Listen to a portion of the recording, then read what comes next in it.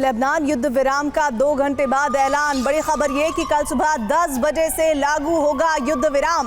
Lebanon और Israel करेंगे ऐलान। अमेरिका, फ्रांस युद्ध विराम के गारंटर बने।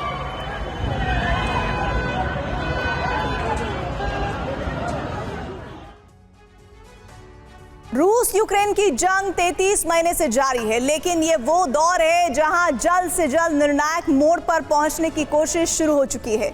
इसलिए सभी एक ही तरह की रणनीति से आगे बढ़ रहे हैं, लंबी दूरी वाले हथियारों का इस्तेमाल करके एक दूसरे को ज्यादा से ज्यादा नुकसान पहुंचाया जा सके। लेकिन इसी दौर के लिए पुतिन ने एक ट्रम्प कार्ड बचा कर रखा था, जिसे खोल दिया गया है। ये ट्रम्प कार्ड है बेलारूस, जहां ये कीव पर कब्जे का फ्रंट खुल चुका है। लेकिन किस अंदाज में, इस पर हमारी खास रिपोर्ट देखिए।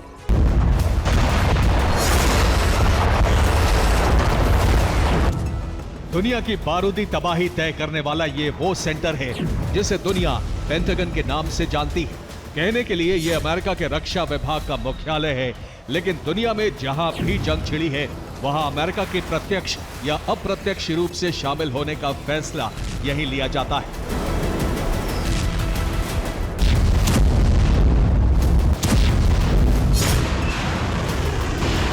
जीत हार तय करना हो या फिर शांति बहाली के प्रस्ताव को अमल में लाना हो, सब यही होता है। लेकिन इस वॉर कंट्रोल सेंटर का फोकस इस समय सिर्फ एक ही जगह पर है, और वो जगह है दुनिया को महाविनाश के मुहाने पर खड़ा करने वाला वॉर जोन यूक्रेन।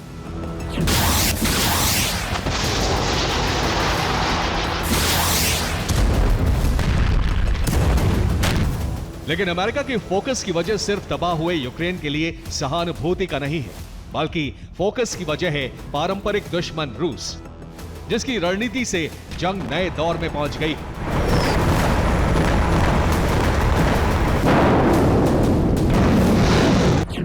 विध्वंसक प्रहार, बारूदी संघार,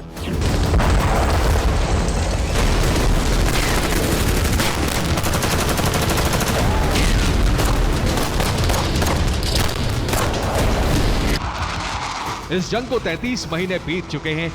इस अवधि में जंगी ज्वाला घटते हथियारों के साथ खुद ब खुद कम हो जानी चाहिए थी, लेकिन ऐसा नहीं हुआ, क्योंकि रूस के सीक्रेट वेपन्स और मित्र देशों से मिले गुप्त सहयोग ने नेटो का हर दांव उलट दिया है।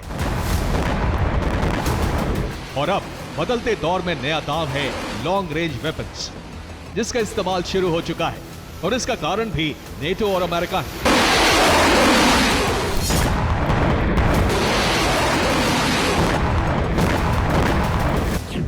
दरअसल मदद के तहत ब्रिटेन से यूक्रेन को अटैक एमएस मिली थी, और इन लॉन्ग रेंज मिसाइलों का इस्तेमाल यूक्रेन ने रूस पर हमला करने के लिए किया था, जिसके बाद यूक्रेन ने लॉन्ग रेंज हथियारों की अहमियत समझकर इनके निर्माण में तेजी लाने की अनुमति मांगी, और ये अनुमति अमेरिका और ब्रिटेन की तरफ से ज़ेलेंस्की को मिल गई।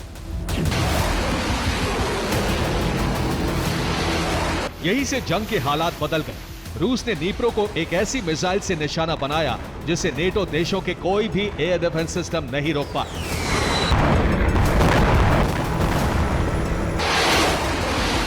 और रूस अपने लॉन्ग रेंज उन्नत हथियारों से जो संदेश देना चाहता था उसमें कामयाब हो गया।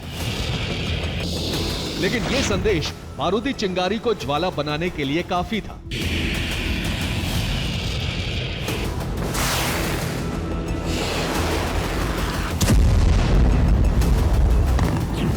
यहां से सहयोगियों से सीधे मदद लेना और लॉन्ग रेंज हथियारों के सहारे जंग का नया दौर शुरू हो गया, जिसकी पुष्टि यूक्रेन के डिफेंस डिपार्टमेंट ने भी कर दी है।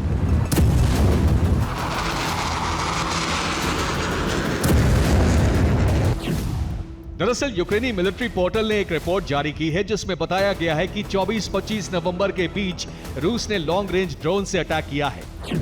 दावे के तहत ये वही आत्मघाती शाहिद ड्रोन्स हैं जिनका प्रोडक्शन रूस में लगी ईरानी यूनिट में हुआ है।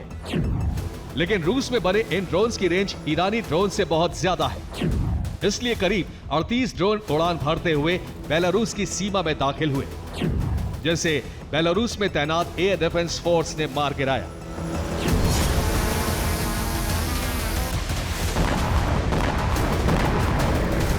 जिसका सीधा मतलब है कि ये ड्रोन बेलारूस से ही लॉन्च किए गए थे और इसकी पुष्टि के लिए यूक्रेनी डिफेंस ने बेलारूस के गयून निगरानी समूह की रिपोर्ट का हवाला भी दिया है, जिसमें मिनट टू मिनट ड्रोन के सीमा में दाखिल होने का जिक्र किया गया है।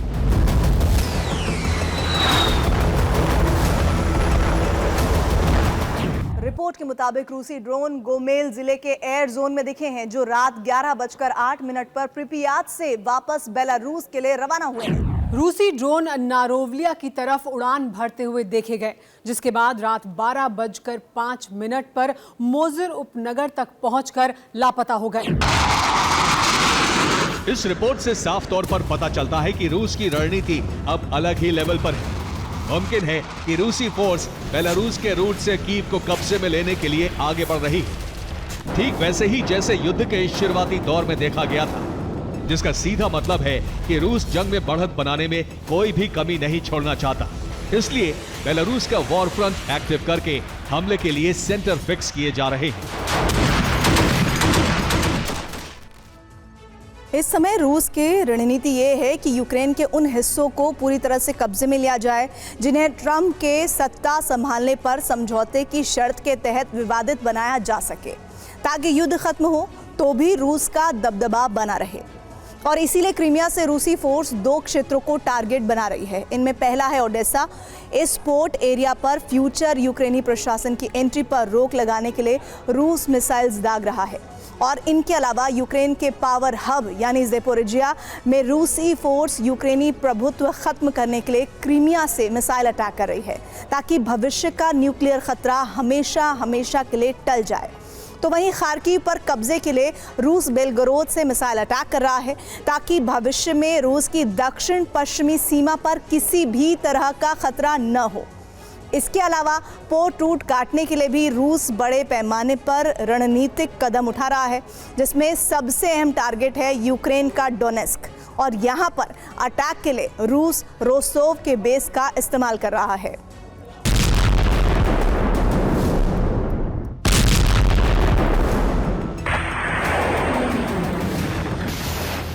इसी बारूदी लॉन्ग रेंज खतरे ने इस समय मारियंस्की पैलेस के अंदर दहशत का माहौल बना दिया है। प्रेसिडेंट जेलेंस्की के मुताबिक दक्षिणी ज़ेपोरिजिया में रूसी सैनिक आक्रामक है और रूसी सैनिकों की ये आक्रामकता खतरा बढ़ा रही है। रूस ने एक बार फिर ज़ेपोरिजिया में हमले शुरू किए हैं। इसके अलावा पूर्वी मोर्चे के कई हिस्सों पर हमले तेज हो गए हैं। प्रेसिडेंट जेलेंस्की के इस बयान से बहुत कुछ साफ हो गया है और इसकी तस्दीक करती है वो तस्वीरें जो रूसी आक्रामकता दिखा रही है।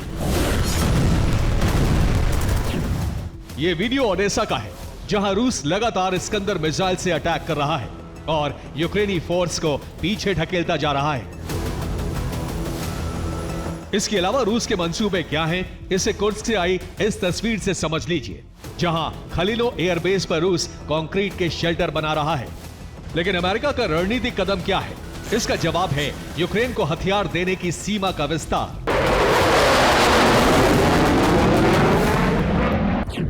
खबर है कि पेंटागन ने यूक्रेन की मदद के लिए हथियारों की सीमा बढ़ा दी है और इस फैसले के तहत यूक्रेन को जैसम मिसाइल देने का फैसला हो चुका है। अब जैसम मिसाइल देने का फैसला कितना सही या घातक साबित होगा, ये आने वाले दिनों में पता चलेगा। लेकिन यूक्रेन को एयर टू सरफेस मिसाइल मिलना तय हो गया है। वहीं यूक्रेन ने भी अपनी क्षमता बढ़ानी शुरू कर दी है। खबर है कि यूक्रेन में बने ल्यूटी ड्रोन्स की क्षमता बढ़ा दी गई है। अब ये ड्रोन 50 की जगह 75 किलोग्राम का वॉरहेड ले जाने में सक्षम है। और खास बात यह है कि यूक्रेनी अटैकिंग ड्रोन्स 600 किलोमीटर से ज्यादा उड़ान भर सकते हैं, जिसके निर्माण की संख्या भी अब 30,000 तय कर दी गई है। और इस दावे की पुष्टि के लिए यूक्रेन ने बाकायदा कुछ वीडियो भी जारी किए हैं, जिसमें दावा किया गया है कि ल्यूटी ड्रोन के अपग्रेडेड वर्जन का टेस्ट भी सफल हो चुका है। वहीं दूसरी तरफ रूस के खिलाफ ऑपरेशन भी तेज किए गए हैं। दावा है कि मॉस्को तक यूक्रेन की पैठ हो चुकी है और वहां सबोटाज ऑपरेशन लॉन्च कर दिया गया है। ठीक ऐसे ही कलुगा में भी तेल रिफाइनरी पर यूक्रेन के अटैक दर्ज किए गए हैं। वहीं रोस्तोव से दागी जा रही मिसाइल के जवाब में यूक्रेन ने भी कार्रवाई की है, जिसमें रूस को भारी नुकसान का दावा है। हालांकि इस कार्रवाई का असर रूस पर पड़ता नहीं दिख रहा है, क्योंकि रूस पूर्वी और दक्षिणी यूक्रेन पर बढ़त बनाकर जंग में जीत की तरफ बढ़ रहा है। कुर्स्क में उत्तर कोरिया की मदद से यूक्रेनी सेना का खात्मा कर रहा है, जहां 80% क्षेत्र खाली करा लिया गया है, तो वहीं 20% क्षेत्र में यूक्रेनी सैनिक फंस गए हैं। Bureau report, TV9, Bharatvarsh.